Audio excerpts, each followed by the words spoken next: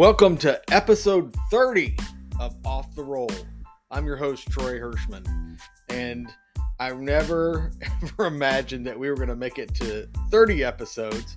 I thought this was going to be just a big Ball State history project, and it's certainly turned into a lot of fun. So today is no exception. Today's guest is Rex Call. Rex, retired, but longtime head athletic trainer, director of sports medicine, professor of kinesiology at DePauw University in Greencastle, Indiana.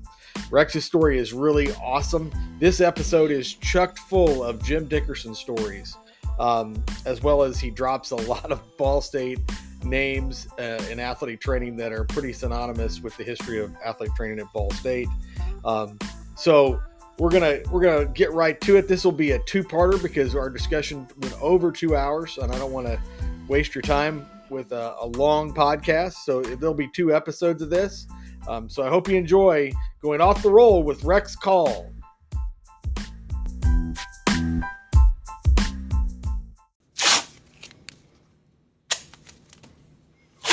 Welcome to Off the Roll. I'm your host, Troy Hirschman, and today we're with Rex Call, former head athletic trainer at DePauw University, Ball State alum, University of Arizona alum. So, Rex, we're getting started with this. We're getting just about ready to get into a story before we got started. So, I'm going to let you get into that. So, welcome to Off the Roll.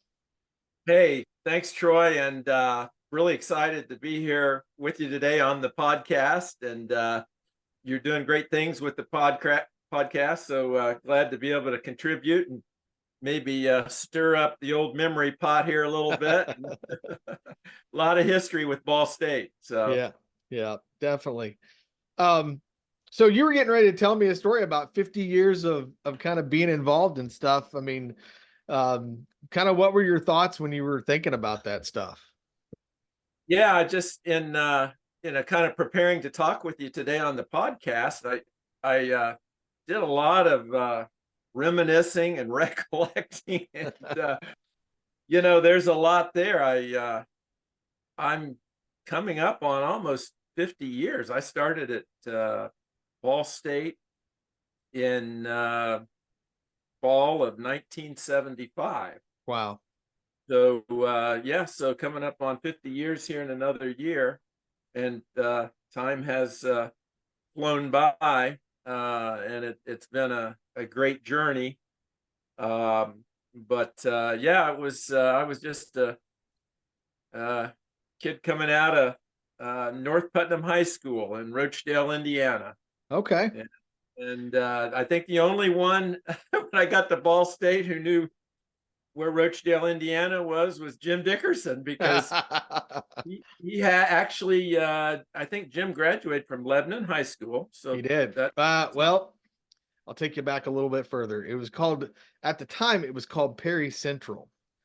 And it was kind of I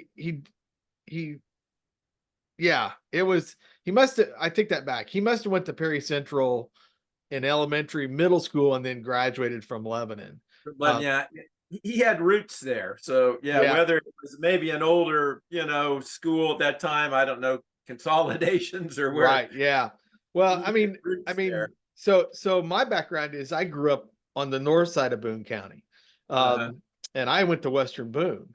And so, but my dad went to Lebanon in the 50s. In fact, he was probably maybe 3 to 4 years younger than Jim was. And I've asked him if he knew Carroll, because Carroll was obviously at Lebanon. But he doesn't quite remember that. So But well, he had a brother, and I'm almost sure his brother's name was Rich, and he lived in Waveland, Indiana. Yeah. Up there in Montgomery County, so not far from my hometown of Rochdale. I always get kidded. It's like, there's not really a town called Rochdale, is there? And Putnam County. And then, of course, you get a lot of the jokes about roaches and things like that. So I said, no, there is really a Rochdale, Indiana. I grew up on a farm there, North Putnam High Schools, a rural, smaller high school. But Jim immediately, of course, JD, he immediately knew, identified with, where I was from, and with his brother being at Waveland and him having roots in the Lebanon area. So, when I got to Ball State, and then got into kind of starting working in the athletic training room and trying to, make a decision on what career path I wanted to take. Jim was definitely the game changer for me, as I think he was for a lot of former, Ball State athletic trainers and student athletic trainers. So what's your story on that? I mean, did you have, what were you coming out of high school? What were you going to major in at Ball State? Well, I knew at that time, probably one of the most common paths or combinations with athletic training was just education and getting your teaching certificate. So going to Ball State, I was really looking at doing a major in their physical education, health and recreation department, and getting my teaching certificate. So that was those were my intentions when I kind of headed to Ball State. I had a little bit of an understanding of athletic training, and this is pretty remarkable, because I said I went to a high school. North Putnam High School is a smaller rural high school.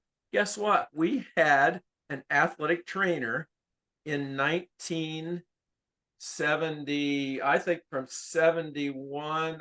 I'm not sure when he came. His name was Leroy Blocker, and I got to do a shout out and a hats off for Leroy Blocker. Was the athletic trainer at North Putnam High School. That was my first exposure. I played 2 or 3 sports at North Putnam, and Mr. Blocker took care of the teams. Now, he also coached a couple of sports, right? But he was an athletic trainer. So at that time, there in the early 70s, I mean, how many high school athletic trainers were there in Indiana or any place in the United States? So yeah. So who taught? Where did he go to school at then? Do you know that? I don't know, but off the top of my head, I want to say that maybe Butler. I'm not sure. I'm just not sure. Yeah, because I think it's interesting. And Coach Blocker is still living. He lives in he was living in Bainbridge, Indiana, just down the road from Rochdale. Yeah. But he was at North Putnam for many years, just now standing individual. And I can remember I was on the basketball team, and I had a really deep blister on my foot. I was hobbling around. I went to the doctor. The doctor wasn't able to do anything.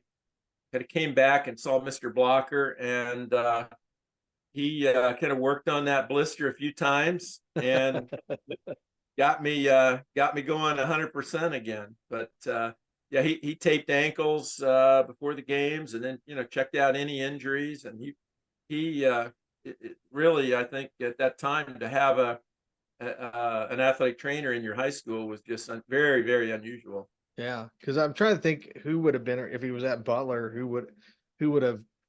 I can't. It would have been Mert Profit. Yes. Mert. Yeah. And that's Mert,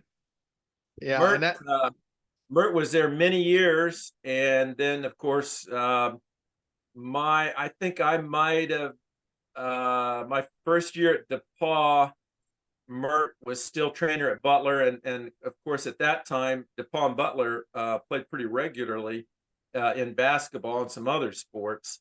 And then maybe the second year at DePauw was when Mert retired, and then Ralph Reef took over the helm at Butler. That would have been about 81 or 82 maybe, when Ralph started at Butler. Yeah. That's and that's the guy that told Sindri, if you want to go be an athlete trainer, go to Ball State. Yeah. Yeah. So again, it's that interesting connection, that you had somebody at North Putt that kind of influenced you probably a little bit, because you'd been exposed to it. Yeah, I would not have had any understanding of what an athletic trainer does, or anything about the profession, had it not been for Leroy Blocker.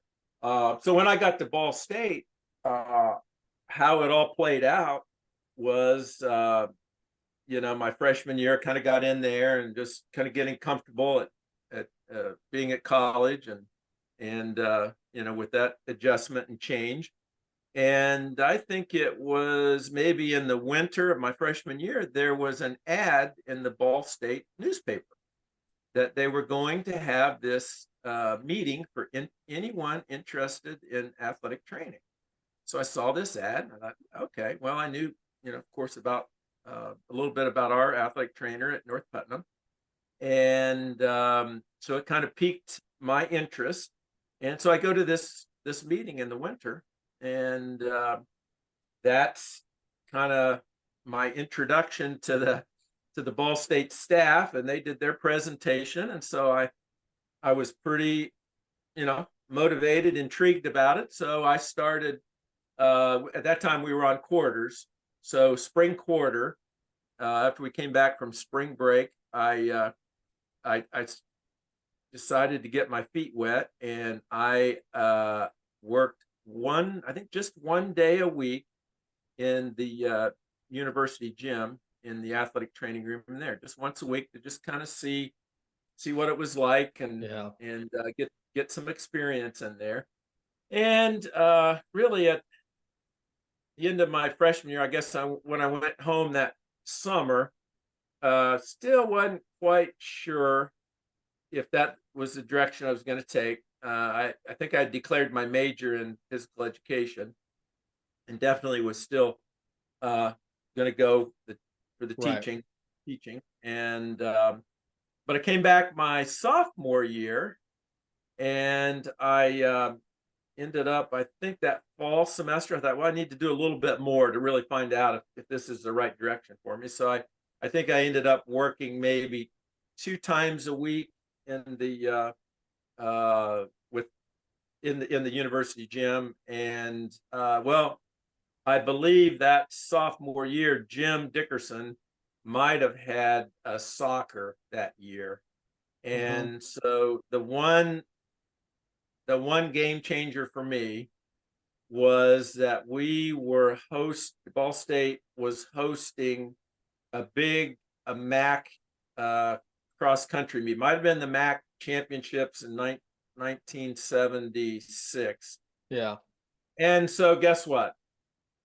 I worked that event with Jim, and I spent the afternoon or the morning of that meet, the entire meet, with him in a golf cart. So my goodness. Of course, riding around in that golf cart and kind of trailing the field. So I got a whole event working with Jim. That was the most time I had ever spent with him. And you know what? That sealed the deal. I never looked back.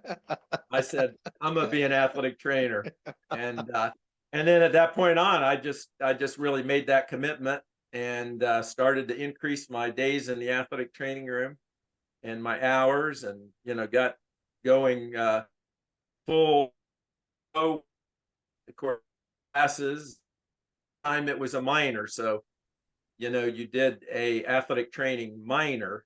It was still a good minor. I think we had modalities, and we had therapeutic exercise, and my care and prevention, injury prevention, kind of the intro class. I had Andrea Sager for that intro class, and probably the second edition of Modern Principles of Athletic Training. Second edition by Klaus and Arnheim. I believe it was Klaus and Arnheim. That was the Bible back then. Yeah.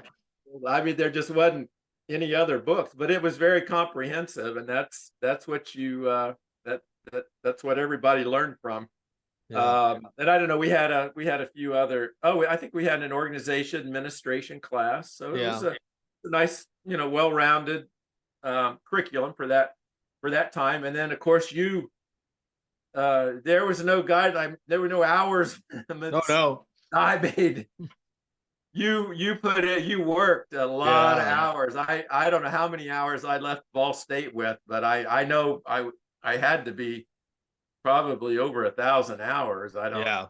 There was no limit. Yeah, there was no limit. There was no 20 hours a week. There was none of that stuff. I mean, Yeah, I think they might have had, and I don't know if that was self-imposed, if Ball State had a minimum that they wanted you to complete yeah. in their program. But that might have been self-imposed because there was not a real. I don't think there was a true accreditation at that time. Yeah.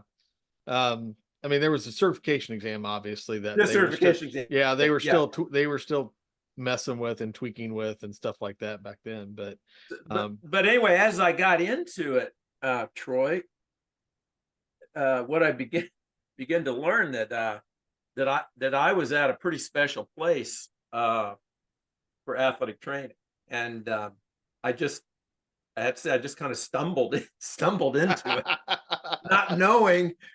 I mean, as I started to hear these names like Dick Hoover and Sears or Bud Miller, and and then of course when I got there, it not only was Jim and his influence, but my first year there, Ron Cindre was there. So I mean, Ron he just had this presence. You just knew he was outstanding. right. And unfortunately for me, I only had really a year with Ron because then he went on to he got the head athletic trainer position at Central Michigan. Right. And so, but I just had so much respect for Ron Cindre, and then Don Vogelsang was the head athletic trainer. Right. And you would come into the athletic training room there at University Gym, and often Ron and Don and Jim Dickerson would be over by the taping tables. Each one would have their pipe, and they'd be smoking their pipe there in the training room, and either telling a few jokes or just discussing something. So was just Don smoking a pipe, or all three of them? Jim smoked a pipe, and I think they all did. That was the. I just thought, wow, if you're an athletic trainer, you smoke a pipe. Smoking on campus in general. Again, we kind of take that for granted now that nobody smokes on campus. They even have designated smoking areas at Ball State now, where it's kind of funny. Yeah. But these guys are in the athletic training room smoking in pipes. The training room, they had a pipe, and smoking a pipe in public areas was, I think, very common there. Yeah. I didn't know any. I knew people that smoked cigarettes. I never knew anybody that smoked a pipe until I got to Ball State. Well, I heard this a little bit of when they were there at the taping tables or in the office. Yeah. Of pipe smoke. In the trade. Well, it wasn't thick, but you had an aroma there. But saying in Don, I think back, Don taught me a lot. Don, he was such a stickler on training room decor and professionally. If you talk to the other athletic trainers that work under Don, student athletic trainers, what I took with me, and I think it really helped me in my career from Don, was that training room, you were in charge of that athletic training room, not the coaches, not the athletes. You were in charge of that athletic training room.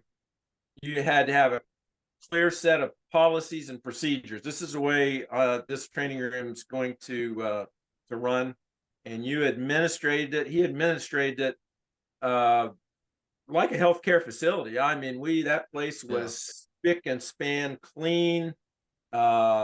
That floor was mopped every day, not by custodial staff, but the athletic training students and athletic training staff. We kept that place clean, picked up, neat, organized. record keeping. Athletes came in, and they came in because they were injured and they got their treatment, and then they exited the athletic training room. So he ran a very disciplined athletic training room. And so I really took that throughout my career. I think that had an impact on me. And, just as, I learned so much from Jim and the short time with Ron Cindre, but Don was, I learned a lot from Don. And then, of course, I think when Ron left, then that's when John Falstick hired. So John came in I want to say my sophomore and junior year, and so John was, he was the young one on the staff, ATC, and so John was just a great mentor for all of us students, and he was age difference was a little bit less than with the other athletic trainers, so he was somebody you could really relate to and Right. talk to, and he was just tremendous. Then John went on to become the head trainer at Kent State, and then I think I got this in the right order. Then Jack Mansfield might have come in my senior year, I believe. Yeah, that would be about right. Yeah. Yeah. I'm thinking that Jack was after John, not before John. But anyway, Jack came in, and I got to work with Jack one year. And what's funny about that with Jack Mansfield, he went on to Ohio Northern as head athletic trainer, I believe, after he left Ball State. And then he replaced Bob Burkhart at Wabash College. Now, Bob Burkhart had been the head athletic trainer at Wabash for many years. And Bob left Wabash and took the head position at Rutgers. And so Jack took his place. And so for many years, of course, about the DePauw Wabash rivalry. Yeah, exactly. 30 miles apart, and what a rivalry that is. Well, Jack was head trainer at Wabash for many years, and of course I was head trainer at DePauw for many years. So Jack and I just had a great relationship, and and we spent a lot of time together because Wabash and DePauw played in every sport. And I've got a wonderful picture of him and his staff, and me and my staff, and I've got another picture, I believe, with him and me and Don Shelbourne. Dr. Shelbourne was their orthopedic doctor, and for many years, Mark Stevens from Ortho Indy was our orthopedic doctor. And both Dr. Stevens, Dr. Shelbourne just did a lot of time and did a lot of great things for Dr. Stevens for Wabash, Dr. Shelbourne for DePauw. They put in a lot of time, took good care of our athletes. So anyway, I think I've got a picture with the four of us, out on the field at a Monon Bell game. Yeah. And, but anyway, so Jack continued to really have a great relationship with Jack over the years there. And then when I was at Ball State, the other fellow athletic trainers there in the university gym, we had some great students at that time. Rex Sharp, of course. Rex Sharp was there. We were in the same class, and we became good friends. In fact, story on Rex Sharp, he was a groomsman in my wedding. And he not only and he performed well as a groomsman, he went above and beyond, because at the reception, he sang "My Way" at my wedding reception. And I think that everyone attending the wedding was just couldn't believe he actually had a pretty good voice. Yeah, I mean, and he got up there and sang, and he just did this tremendous rendition of "My Way." And so anyway, but yeah, Rex was in my wedding and sang, and it was just And just in wanted that, so and in that family, everybody looks at Eileen and his daughter Audrey as the musical end of it, but Rex has got a little musical end on his resume as well, huh? yeah, yeah, yeah. I still think he took the right path. I don't know if he could have found the success in athletic training. I don't know if Yeah. that voice would have taken him that far. So probably made the right decision. Yeah, that's awesome. That's But awesome. Tom McCowiak, who Right. went on to become a longtime men's basketball trainer at Michigan State. Um, Ron Russ was there at that time, and Barry Clements, Kip Qualls, Rich Lloyd. Yeah. Rich went on to get his doctorate, EDD, and did a lot, many years in athletic training as an educator, and really was solid through his athletic training career. And he's retired here in the last couple of years. And then Mark Smith was there. Yeah. He was a year ahead of us, and of course Mark went on become John Falstick's assistant, I think at Kent State, and then from Yeah. Kent State he went on to become an assistant with the Cleveland Browns, and then when Cleveland moved to Baltimore, Mark went with them to Baltimore, and then long time. Then on finished his career out with the Baltimore Ravens. So Yeah.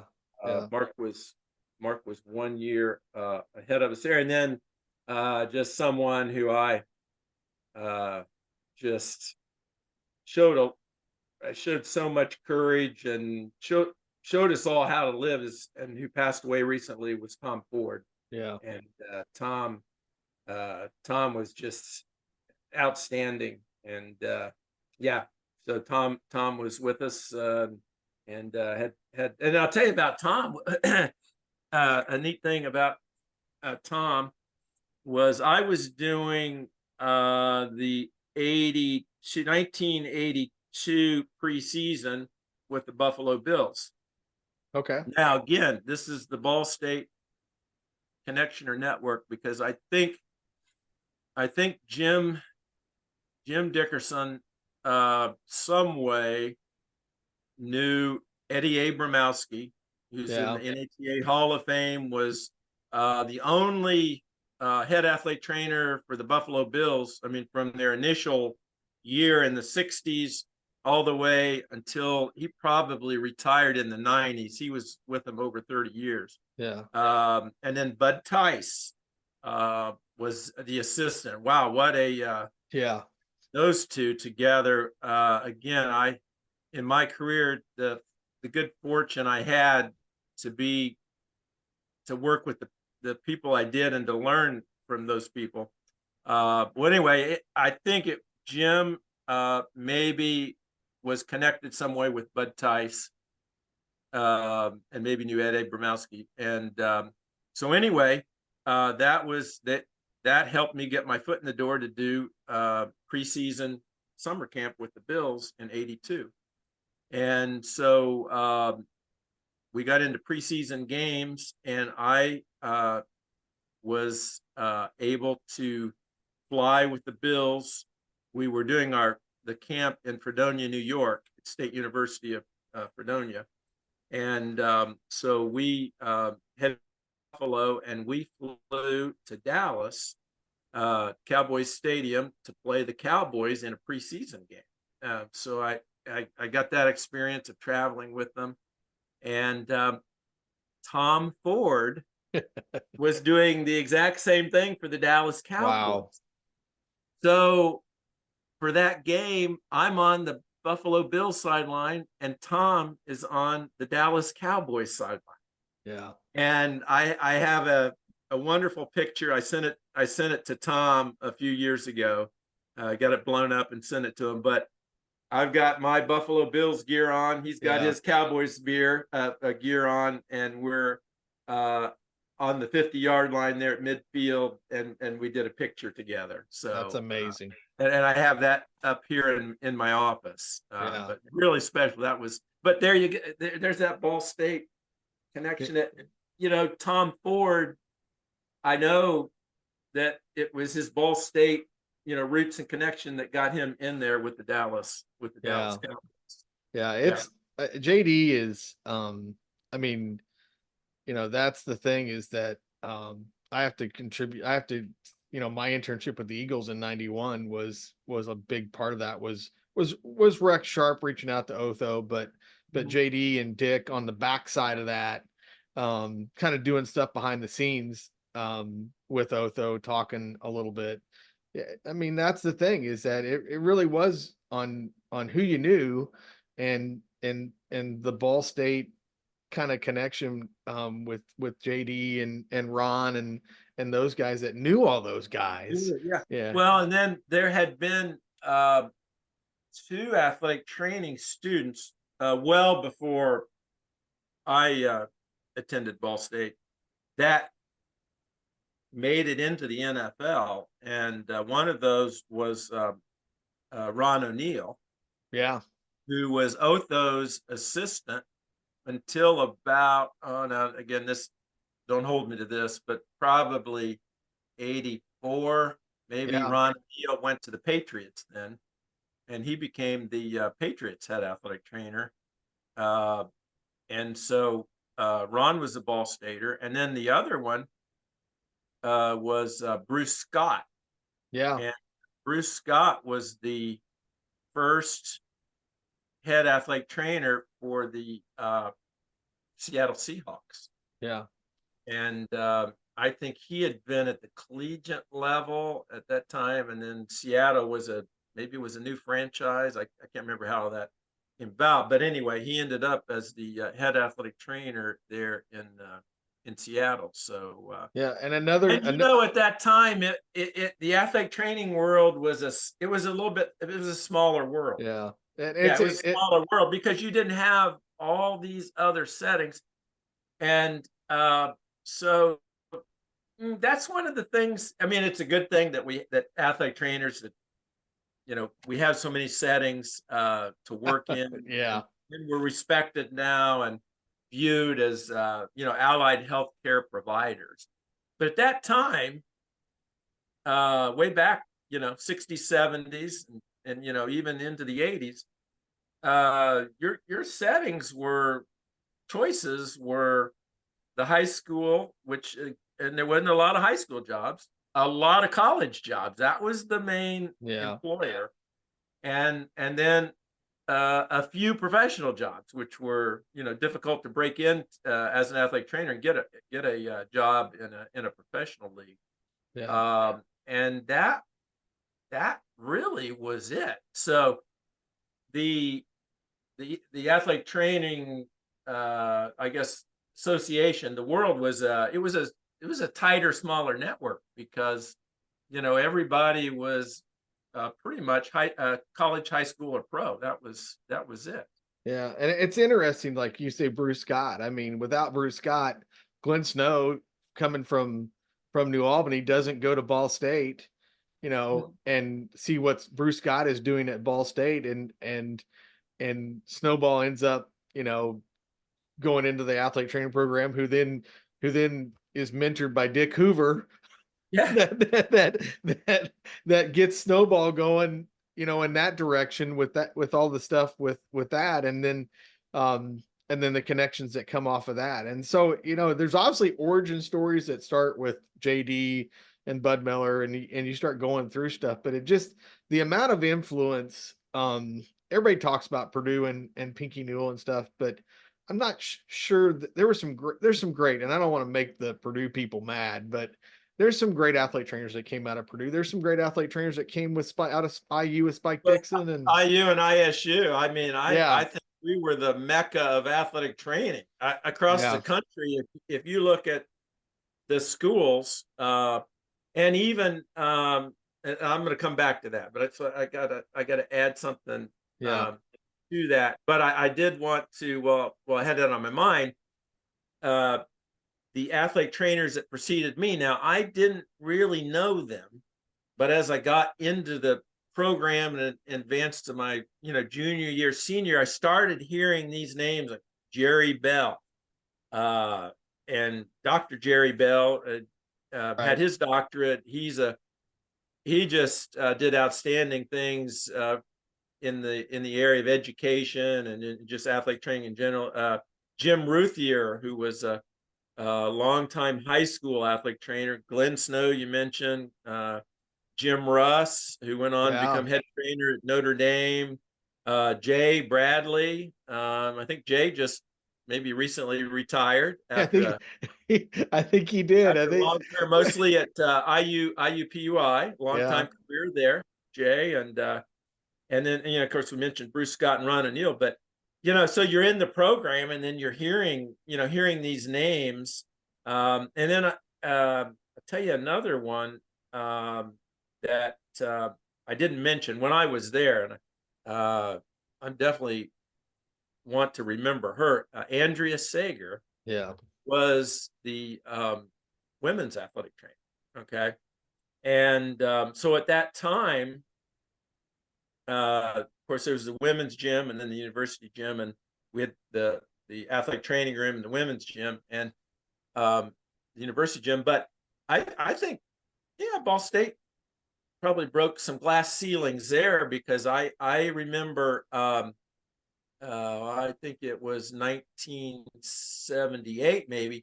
Don actually then for the first time, I think, had a female athletic training student come over and work in the athletic training room. Yeah.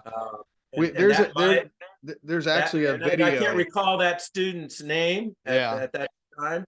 But I think that was outstanding. And then the other thing was we rotated actually over into the women's gym athletic training room, so we got that exposure over there, and with Andrea Sager. And again, I mean, you knew right away, you spent some time with Andrea, that she was an outstanding athletic trainer.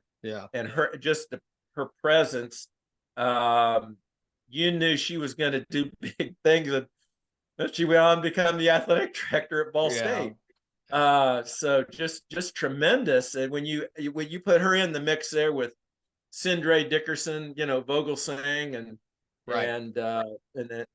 the others I've mentioned, John and Paul Stick and Jack, I mean, and Andrea and Sager, it was just what a group to be able to work and learn from. Yeah. No, I mean, that was, I think that's the influence that they had, and then the students that you just mentioned there. And I think Ken Evans in that group too. The upper class students at that time that I can remember were Vic LeMaster, Glenn Porter. Glenn ended up at Central Michigan, probably through Ron Cindre. Ended up at Central Michigan, was there for several years. Because Glenn was John Coddington. John Coddington was so John was a great kind of, I think he must have been a senior when I was a freshman. But everybody knows John, what a character he is. So he was fun to kind of to get to know him. And then Kent Evans was there at that time. Was Glenn Porter at Earlham for a while? Is that where I'm connecting that at, or what am I? Is there?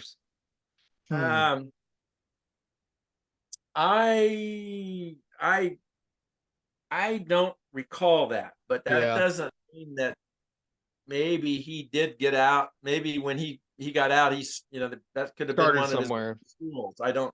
I can't recall that though. Somebody may comment on that and correct me if I'm wrong, but I just remember him going to Central Michigan and then being up there over the years. Yeah, Vic LeMasters is an interesting case because obviously was at with the Eagles, and then at Syracuse and then with the Eagles and stuff.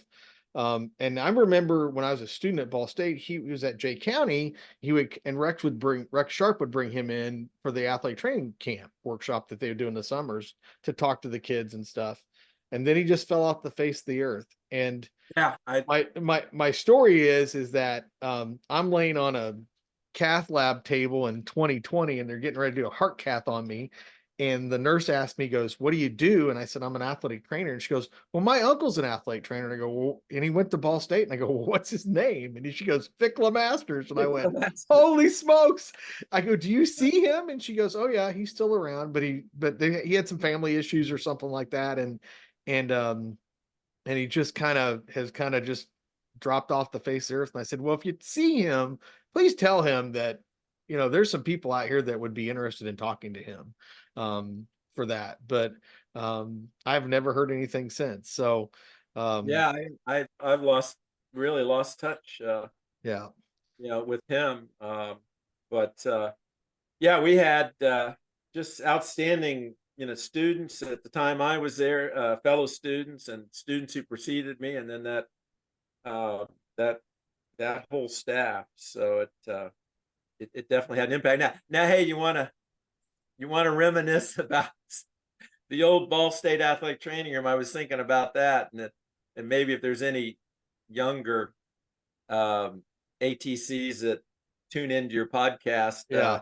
there at are. that time, ice bags. We didn't have plastic ice bags. You Yeah, had rubber, the rubber bags. yeah, And they had a little top to them that you unscrewed, and then you had to kind of stuff the ice into that rubber bag. And so there was no, cream or flexi wrapped, plastic wrap to wrap a bag on so the athletes could, take off to go to dinner, get out of the training room. You sat in the athletic training room with that rubber ice bag on for your 20-minute treatment.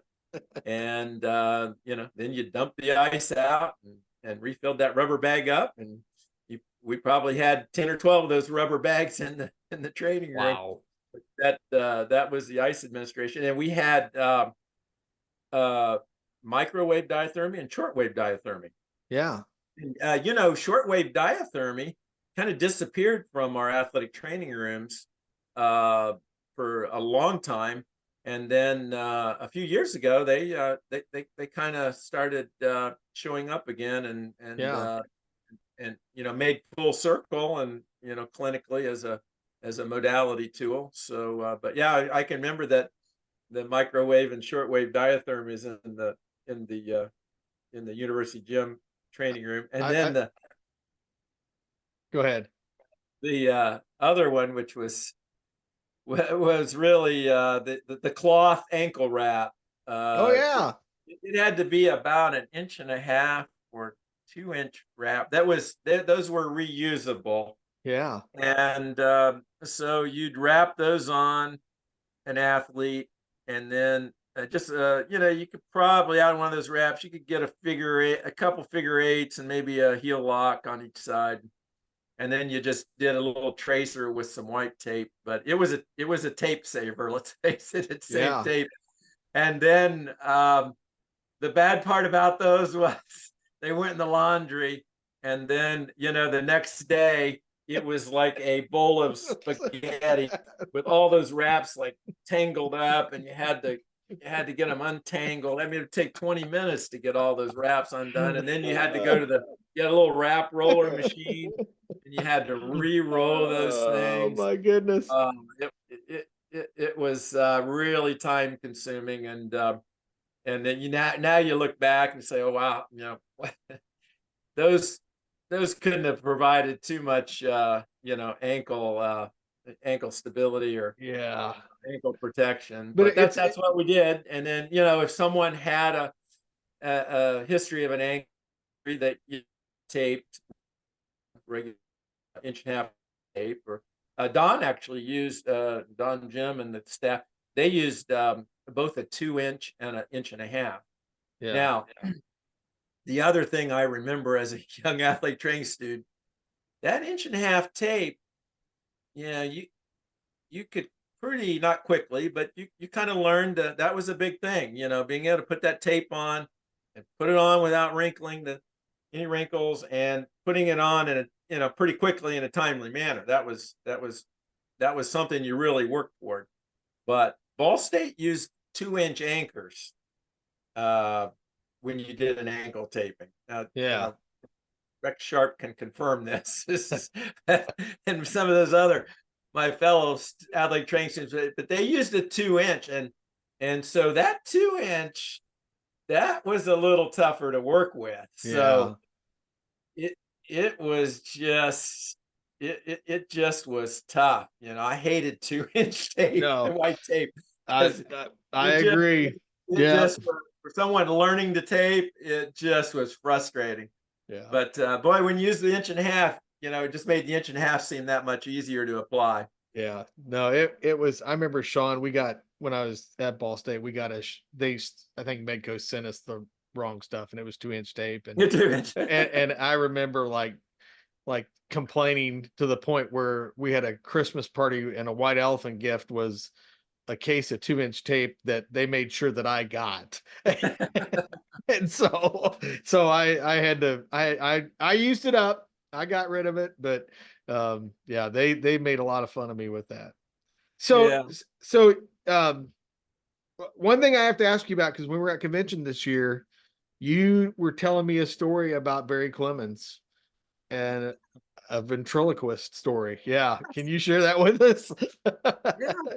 I bet you Barry's got that dummy in a box somewhere down there in Florida where he lives, probably up in the attic or in a closet. But yeah, he was really something. He would show up at parties and get-togethers, and then pull that dummy out and do his routine. He was pretty talented with that thing. Now, I said I don't think Rex Sharp could have taken his vocals on to any type of career, but I might speculate that Barry Clemens could have gone places as a ventriloquist. I wonder if we would have had that show, America's Got Talent. Yeah. Back then, I think Barry could have broke through and into the Hall of Fame of ventriloquism. Yeah, I wonder how many meetings he's been in, and he's throwing his voice somewhere, making people think about stuff a little bit. But no, I think that's the thing. There were definitely, and I mean this in every positive sense, but there were definitely characters in that program, and it probably stemmed from a little bit of Jim Dickerson being a little bit of a character too, with stuff. I mean, there's always pranks and things going on.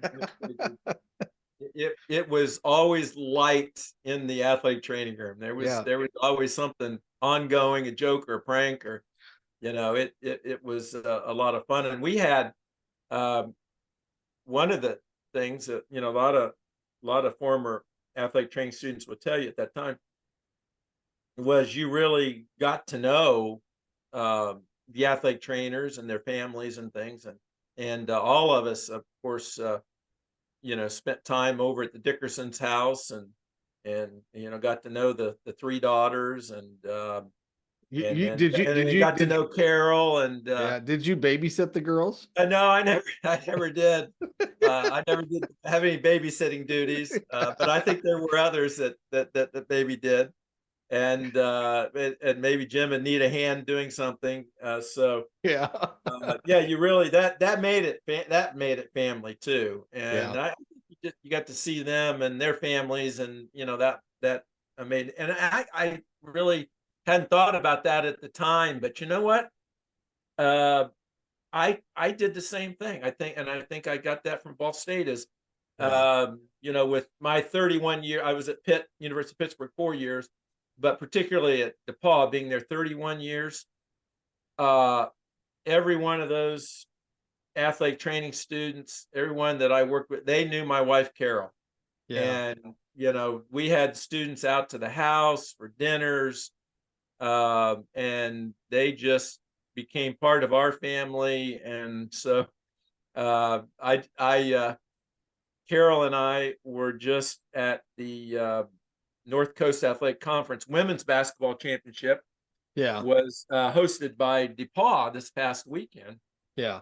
And DePauw won the conference Hey. tournament, and they're going to advance to the NCAA. So I got to give a shout out to Coach Chris Huffman and the DePauw women's basketball team for winning that championship this weekend. But we were there, and I mean, here's we get to the game, and we of course have a special interest in the game because two of the players out on the court are daughters of former athletes that I took care of. Oh, wow. Mark Berger played for in the late 80s, early 90s, DePauw basketball, and his daughter is now on the team. Yeah. So of course, Mark and his family come to his wife, they come to all the games, so we get to see them, and that just hits home. Yeah. That's what it's all about, those relationships. And then to know that his dog out there watching his daughter, who I took care of, and I tell Mark, I said, she's a much better player than you were. And then Rob Boris, who's the assistant football coach with the Buffalo Bills. Okay. He was back in town because this conference tournament kind of precedes the combine. I think NFL combine starts maybe today in Indianapolis. So yeah, it's pretty close. Yeah. Yeah. I think they're starting up, and then so he was in last weekend to see his daughter play for the weekend, and so we got to visit with him. He was on the DePauw football team, and I think he and Jeff Voris, who was a quarterback, I think they might have babysat for the kids a time or two. And so anyway, he came in the gym, and he went right by me. He goes, I'm not excited to see you. He goes, I just want to give your wife a hug. So he knew Carol, and over the years, and so just those relationships are really special. But and I got another Jim Dickerson and John Falstick story. Sure. This was 1979. So I had graduated from Ball State in May. Got married to Carol in June, and so we had actually moved and were living at my house because I was going to go in July and start in the University of Arizona graduate athletic training program out in Tucson with Dr. Gary Delforge. And so we only had a short time from really our wedding until we were going to move to Arizona. So we didn't rent any place. We just stayed at my house where I grew up because we only had about 3 or 4 weeks. Well, it was probably about 2 weeks after the wedding, about the third week of June, and I was out in the yard doing something, and here comes this car, pulls in off the road. It didn't pull in the driveway. It came into the yard we didn't have a deep ditch, but came into the yard through the ditch and pulled up right in the middle of the yard, about 20 feet from the house. And what in the hell is that? I get up to the car, and then the windows roll down, and then I just hear these laughs. It was Jim Dickerson, Carol Dickerson, and John and Michelle Falstick. They were on their way back from the St. Louis convention. Oh my goodness. And so they're coming from St. Louis, and they decided coming back that they were going to get off of 70 onto 231 and then cut north and come up to Rochdale to see where I grew up and see my farm and house where we grew up and everything. And they were tickled to death. They got out of that car, they were laughing, and oh my gosh! So my wife Carol came out, and my mom was there. So we invited them in, and we sat in the living room. I think of course, my mom would have had some sweet tea and homemade pie, and we sat in the living room and talked and visited. And Yeah. of course, Carol had gotten to know Jim and Carol and John and Michelle. But my mom, I don't not sure if she had ever met any of them. Yeah. And anyway, my mom was so impressed that was those were my teachers and mentors, and the Yeah. athletes from Ball State would make that effort, to drive pretty much 20, 25 miles out of their way to Right. just stop at my house Yeah. and see, meet my family and where I grew up. And so that my mom for many years still talked about that, about those guys coming over that summer day in June, coming home from the convention. Yeah. I think, and I think that's just I mean, that's just kind of the mentality of all that. It was very much about people with Jim and Carol, I remember when I graduated from Ball State, I invited Tony and Rex and Neil to come out to my house, which is again probably like yours, out in the middle of the country somewhere, Yeah, gravel road, to get out there, and they didn't blink an eye. They brought their families, and I think we had a cookout and spent the evening just sitting around talking and stuff. Um, you're right. They all kind of they got to know us at the same time they got to know my family. The story that I tell, which my Jim Dickerson story is, and we'll talk a little bit about this going on forward, but I went to a Kramer camp at Eastern Kentucky, I think in 1982, which was Jim's first year working for Kramer. And I'm between an eighth grader and a freshman in high school. And my parents brought me down there. I was the youngest kid at the Kramer camp, and Jim looked at the list and said, "Oh, you grew up in Kirkland." I grew up in Lebanon. I didn't know this, but he's telling my mom and dad this, and he goes, "I'll take care of him. I'll make sure nothing happens to him." And nothing, like they were kids, they were taping kids to chairs in their underwear and throwing them out in the hallway and stuff. I mean, there was all sorts of shenanigans going on with kids at that camp, but nobody messed with me. And I owe that to probably to Jim, but he had talked to my parents, and it's just, and it just carried on. And I think that's the thing. And I think that's kind of an Indiana thing too. That people just, they generally care about you, and they want to know where you're from. And that's why I always ask everybody, every kid I ever talked to, where are you from? yeah, Especially if they were from Indiana, because I probably knew somebody from there, and same way with right, you. right. Yeah. Yeah, you get to know, around the state, coaches, athletes, Yeah. and kind of that in the sports world. So it's but yeah, mentioning those workshops, Troy.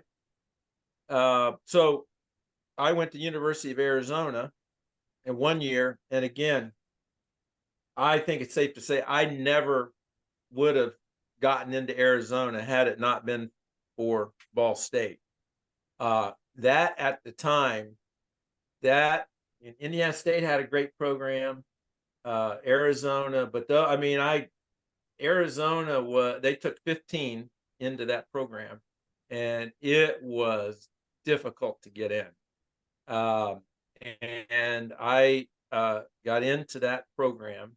Was And Tom Ford a year ahead of you in that? well, and here's the thing again with the Ball State Network.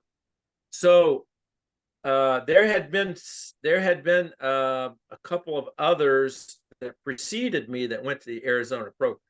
Okay. So it's just kind of that cardinal rule. They did a good job, Right. and so that showed that Ball State had quality students. So there was one or two that preceded me. They did the work they needed to do and made the impression. And so when it came my application, because Gary Delforge, I think, did he liked the track record with schools. If he had some good kids coming out of some undergraduate school, that carried some weight. He'd had previous students from those schools that carried a little bit of weight. And of course, I think Jim was maybe on. He was kind of the education coordinator when I was there for the, for the program.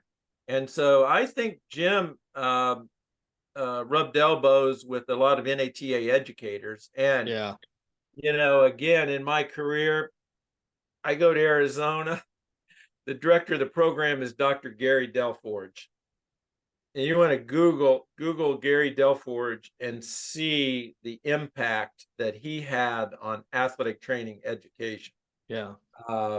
Is unbelievable. But so there I am out there, learning from Dr. Gary Delforge, and if not the top grad program, one of the 2 or 3 of the top in the United States. And so I felt a little bit, not a little bit, a lot of pressure. I need to do a good job here. And wow, what an experience that was out there. I mean, completed that master's in 1 year. They put me at Flowing Wells High School, and that 1 year experience was so intense. The relationships and friendships that developed, just like with the Ball State fellow students and the staff there. Same thing. Our Arizona class, graduate class of athletic trainers, we were really a tight-knit group.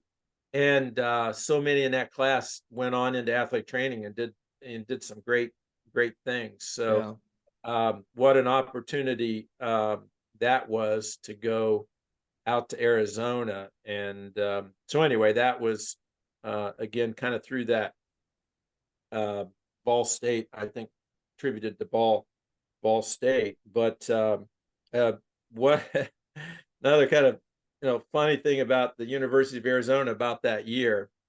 Well, I'd said we had gotten married in June, and so Carol and I loaded that car in July and made the road trip to Tucson.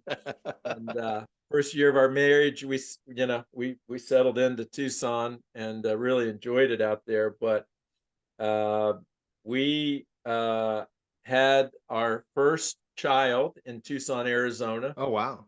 And all that happened. Listen to my last week in the graduate program at University of Arizona. I got an interview at DePauw University. So I mean, I had applications in everywhere, and that at that time, you had your cover letter, you had your resume, you typed up an envelope, and it went into the mail. And that's how you applied for jobs. So it might be 2, 3, 4, 5 days before that application and resume ever made it, to wherever you were applying. And then they had to look it over. And then, you got a phone call. If you got, maybe a phone interview, or you got to go, it came over the old fashioned phone, landline phone. So those processes took a lot of time. So you really had to hawk and monitor the job openings, and stay on that. And then you just, mass produce your applications and resume, because everything was typed. Everything was typed, hand typed on the old typewriters. So it was quite an arduous process to, get all that done and in the mail and to apply for a job. Well, anyway, I applied for the DePauw job. Now that's 20 miles from where I grew up. So I was pretty excited. Hey, I could get this job. I could go back, back home. And so I got an interview. Coach Tommy Mott, who's a legendary football coach and athletic director for many years at DePauw, played in the NFL, was a quarterback for the Washington Redskins, and was head football coach at University of Maryland, and then somehow settled out at DePauw and just loved the DePauw culture and that small school atmosphere. So he settled in there for many years. Well, I got an interview, so my wife was due. Her due date was almost any time. Like, should I go? No, you got to go. You got to go. So we concocted a plan. The if she goes into labor plan. Which we had one of my fellow grad athlete trainers was going to, she would call him, he would drive her to Tucson Medical Center, to the hospital, and then just stay with her until I could get there. Yeah. And then another, Kurt Supreme, that was Jay Bell, who was had been a student that he graduated from Kent State and had been with John Falstick out of Kent State. So Jay was my wingman there for that. And then Kurt Supreme, who had come from IU, he and I were the only Indiana kids out there in that graduate program. Kurt was charged with the task of driving to the airport and picking me up and then driving me to the hospital. And so yeah, we had all this planned out. So I do the interview, and of course we don't have cell phones, remember, Right. We don't have cell phones. So the communication could not be instant. So I finished the interview, everything good, got to the airport and called my wife. Everything's good, everything's fine. Had to connect in Dallas, so the plane landed in Dallas. Called again, everything's fine. Okay, I'll be there, 3 hours, I'll be home. Right. Guess what? She went into labor about an hour after I talked to her on the phone. Oh, wow. So I land in Tucson. I don't know she's gone into labor, Right. So I'm on this flight, and I think everything's great. The interview went well. I'm pretty excited about that. Can't wait to get back and tell Carol all about this interview at DePauw. And so I come off the plane and down through the gate, and the first person I see standing there, and he's got this smile on his face. It's Kurt Supreme. Yeah. I'm like, oh no. He goes, Carol's in labor. He goes, but Jay got her to the hospital. She's at the hospital. Jay's with her. He goes, listen though. He goes, I'm going to take you over. The other guys are they're having an end of the year party. He goes, I'm going to get you over there, have a couple beers, get you ready for the delivery. And I said, Kurt, take me to the damn hospital right now. So Kurt drives me. I said, and drive fast, get me there now. So I get there in plenty of time. And so I was there for Nate is our oldest. Okay, well, there's another twist to this. Nate's our oldest son, and he went to Purdue University. So I get there in time and for the delivery and all that. And so we that's at the end of the week. So Nate's born probably about 1 a.m. I go to class on I think it was a Tuesday or Wednesday. We only have 2 more class days left. Yeah. So I finished my master's. It's the last day of classes. 2 days later, Tommy Mont calls and offers me the job at DePauw. Okay. And so I can remember that last class day, Dr. Gary Delfort, he says, hey guys, he goes, I'll tell you, Rex Call accomplished more in 1 week than most of you accomplish in your lifetime. He said, he became a father, he finished his master's degree, and he got a job. Hey, so guess what? Troy, my son went on to become. So he went on to become he went to Purdue. So yeah, he's an airline pilot. Yeah, he's an airline pilot. There you go. Yeah. Yeah. So now you don't miss anything, right? Yeah. So if I need to quickly get someplace. Yeah, you can get there. Dad, I got a direct flight for you. He's actually very proud of him. He's flies a 737 for United Airlines. Wow. And he and his wife, and we have 4 grandkids down in Houston. United has a big hub down there. Yeah. So he's down in Houston. And then I got to also mention Chad, our second one. He graduated from DePauw, and he married a DePauw gal, and they have 2 kids. They live in St. Louis. And then Megan, our daughter, is a elementary teacher at Cloverdale Elementary. Okay. And so she's here, and her husband works at DePauw and is a computer science in that department, and then we've got 3 grandkids here. So that's and all those kids have grown up as athletic trainer kids. I see your Yeah. postings on Facebook, Yeah. and they're, through the years they were always around the training room or at the games, or so you do. You hear this, oh boy, family life, that work life balance is difficult. Yeah, it is, but you know what?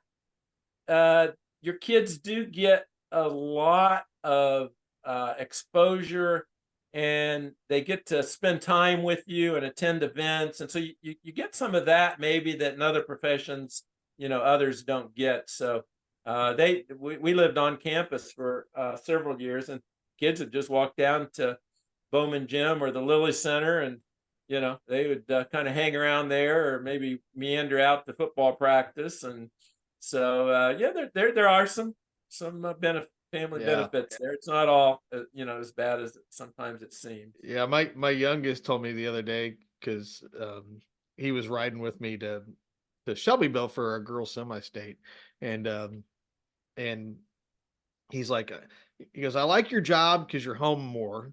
I like your new job because you're home more, but I miss going into Worthen Arena and just running around.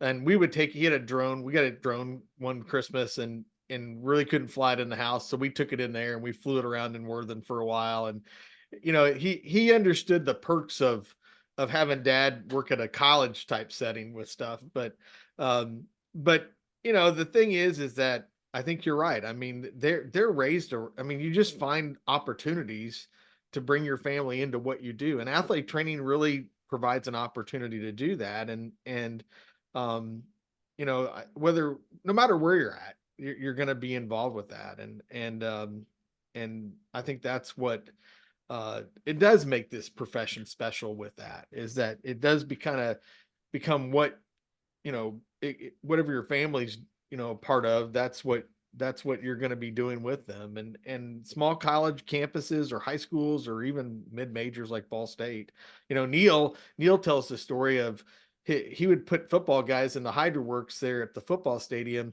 and he'd bring 2 or 3 kids in on a Saturday or Sunday for part of their rehab, and their rehab was playing with his kids in the Hydro Works. I mean, the kids Yeah, loved it. They got worn out, and that football player or track athlete or whatever got a pretty good cardiovascular workout playing with the kids. So, yeah, I yeah, mean, it's just kind of what you did. Yeah. yeah, yeah. I mentioned Carol and the kids, but uh, the other thing that just cements us to Ball State is uh, I was living over there in Howick Hall my Hmm. junior year, Yeah. and my wife was living in Clipple Hall, which was the adjacent. They were Right. connected, but Yeah. Yeah. men and women. And so I didn't really know her until probably April, maybe of my junior year there. And so she went with her friends. This classic story. She goes with her friends night out. I think like on a Thursday night. I'm going to go out and have some fun with friends, and I go with my friends. And so we ended up going to the Village, which is Thursday nights was a really popular play. They had the Chug a Mug and the Court Jester were the two that stand out. There Yeah. might have been another one down there at that time, but those were pretty crowded on Thursday nights. And so she went with her friends, I went with my friends, and it was dollar pitcher night at the Court Jester. And I met my wife at the foosball table on dollar pitcher night at the Court Jester. And we had so much fun that night, and then you know ended Yeah. up following up, dating, asking her out on a date, a real Yeah. date.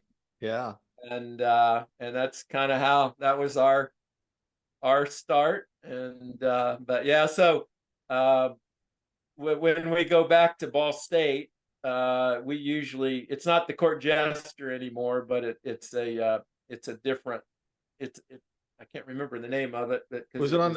Was it on the? What was it like? Right at that crossroads, it's like on the down. north. It would have been on the north side of the Village, down towards more towards the, I think I got my directions right, more towards the east end.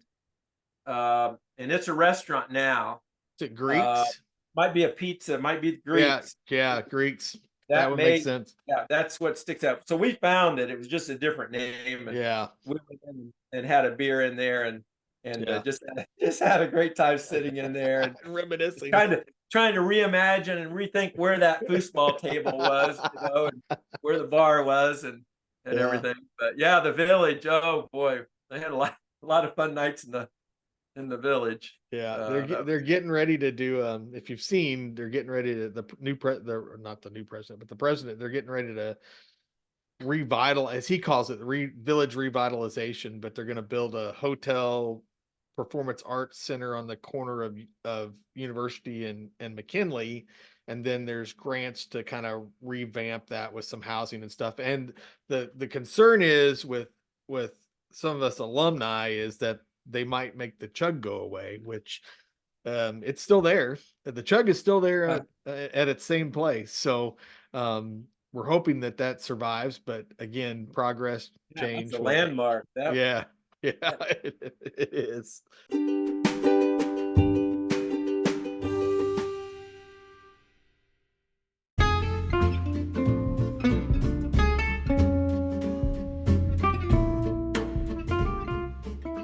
That is part one of Rex Call on Off the Roll.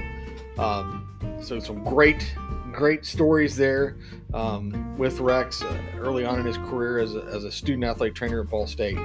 So part two will include his decision to leave DePauw and head out to Pittsburgh to work at the University of Pittsburgh for a short time, and then on to a clinic in Western Pennsylvania, and we'll kind of let him tell that story a little bit, and then finding his way back to Greencastle, and kind of a really unique accomplishment that he does in Greencastle before he heads back to DePauw to become the head athletic trainer or director of sports medicine. So looking forward to hearing all that in part two. That'll be up very shortly after this one, so we can keep it connected, and we're looking forward to having everybody check that one out as well. Have a great day.